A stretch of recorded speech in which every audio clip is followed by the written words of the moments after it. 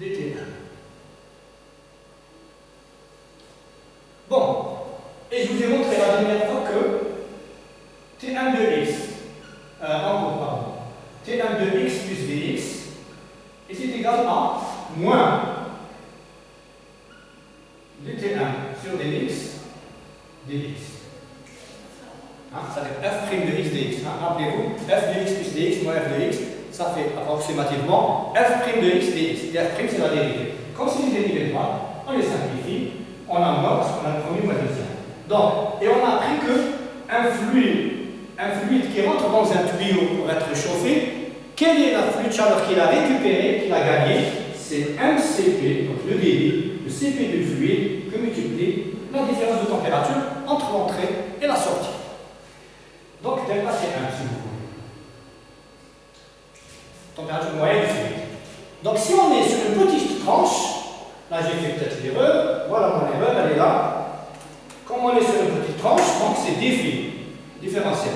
Donc, un petit flux, défi pi.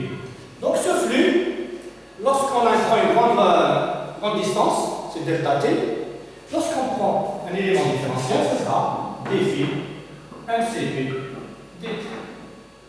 Donc, finalement, T1 de x, on va l'appeler T1. Et T1 de x plus dx, ce sera T1 plus dt1. Parce que quand vous faites la différence, vous trouvez T1. C'est ce qu'on a trouvé ici. C'est bon. Donc voilà, reste à exprimer le QP. QP c'est quoi? C'est le flux de chaleur, la densité de flux de chaleur qui est cédée par le tube qui est donné au fluide. Donc par convection, puisque c'est par convection, ce sera H que multiplie Tp moins T1 fois P dx égale mCp dt.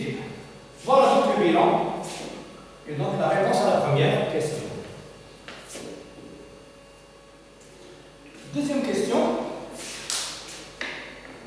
Dans le cas où H est constant, trouvez le profil axial. Profil axial, la courbe de température en fonction de x, puisque la distance axiale c'est l'axe des axes. Donc on revient au bilan, c'est très simple.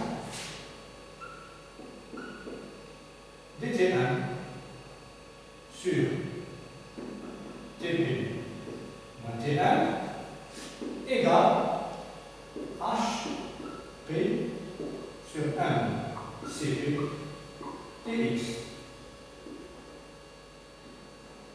Si H est constant, il sort à l'extérieur de l'intégrale. Mais sinon, on est obligé de laisser à l'intérieur. Donc, puisqu'on demande le profil axial, donc T1 de x, donc on va intégrer de 0 à x par exemple. Et là, T2, température à l'entrée, et ici T1 de x. Donc on obtient moins logarithme Tp moins T1 de x sur Tp moins T2 est égal à HP sur mCp x. D'abord, je vais ajouter une constante d'intégration quand on met les bornes. Donc finalement, le moins va venir ici, donc vous allez obtenir Tp moins T1 de x exponentielle de moins HP mCp x. Et donc T1 de x va être égal à Tp,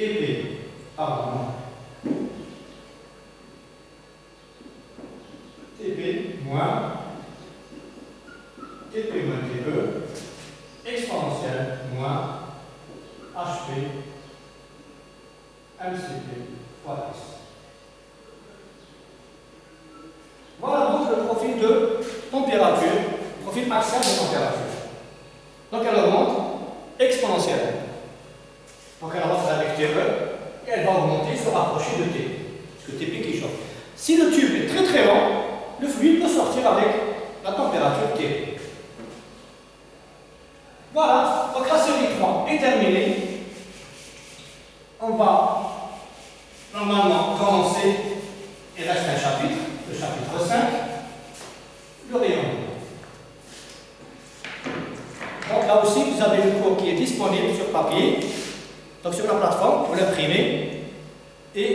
devez suivre le cours, bien sûr, en vidéo, vous devez avoir le support écrit devant vous. Pour comprendre, parce que, pour suivre, pour ajouter des notes, et surtout parce que je ne vais pas tout écrire sur le tableau. Ça fait beaucoup de choses. Donc, chapitre 5.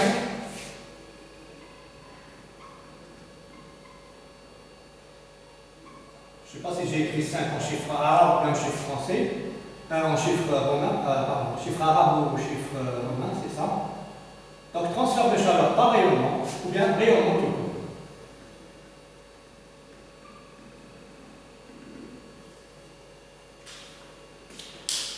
Bon.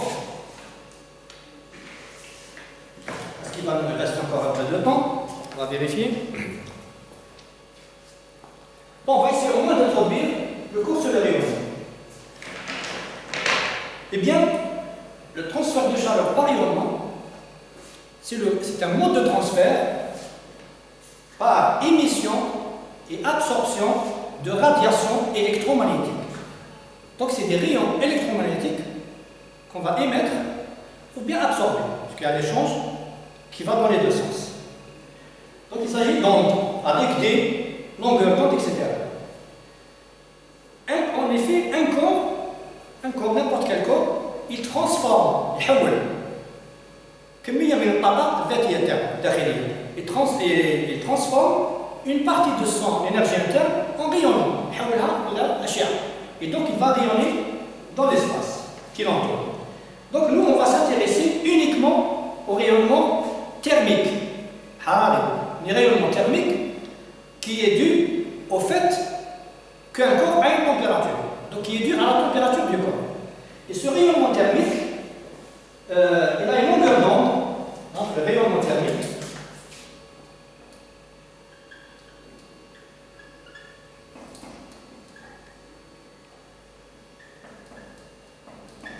Lambda, comprise entre 0,1 et 100 microns, je crois. 0,1 et 100 microns.